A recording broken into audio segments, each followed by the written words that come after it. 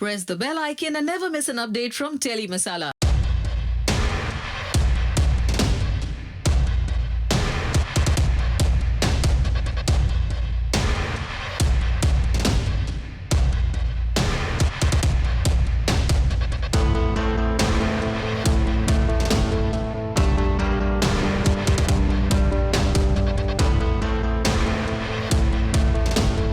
कार्तिक, हमने देखा कि आप बहुत ही ज़्यादा गुस्से में हैं, हेल्पलेस फील कर रहे हैं, बहुत ज़्यादा इमोशंस आपके निकल रहे हैं, तो क्या हो रहा है अभी? यस हाँ, एक हेल्पलेसनेस तो आ गई है बिकॉज अभी उन्हें समझ में नहीं आ रहा है कि वो नायरा को कैसे समझाए जो कुछ भी अभी खुला है।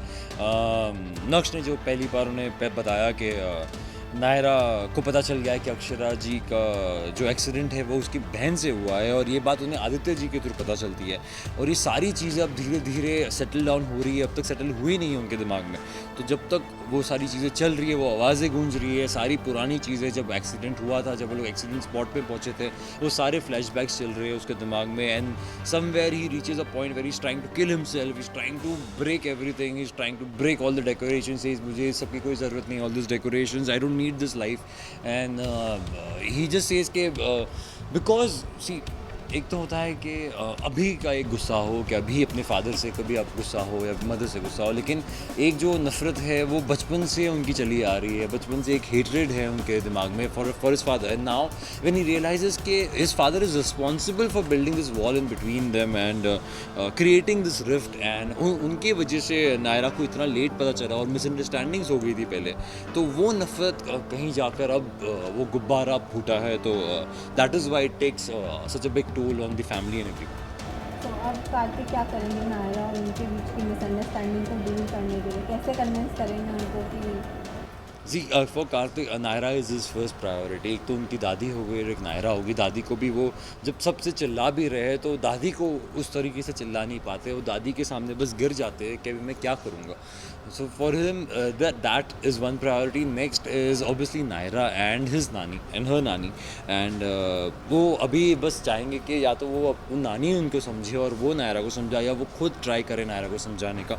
तो ये दो तरीका वो आजमाएंगे। यहाँ से जैसे ही वो पहले तो सिंगानियाज़ में जाएंगे और वहाँ राजश्री जी या नायरा को समझाने की कोशिश करेंगे कि चीज़ें ऐसी थी, मिसअंडरस्टैंडिंग्स हुई थी, एंड जो मिसअंडरस्टैंडिंग है उसका कोई इलाज नहीं। जैसे गुब्बारा तो बहुत ही गुस्से का गुब्बारा बहुत ही बुरा फूटा है। पिता को भी थोड़ा मारा है, कुछ ऐसा हमने देखा है। पहली बार अपने फादर पे हाथ उठाया है। And yes it's as I said कि वो बचपन का ही जो पहली बार व्हेन हिज मदर डाइड, उनकी मॉम ने जब सुसाइड किया, वो वहाँ से लेकर हॉस्पिटल में भी जब जाते तभी भी वो अपनी मॉम को याद करते हैं कि डॉक्टर्स कहते हैं कि 5 मिनट और जल्दी आगे होते तो शायद मॉम बच जाती उनकी।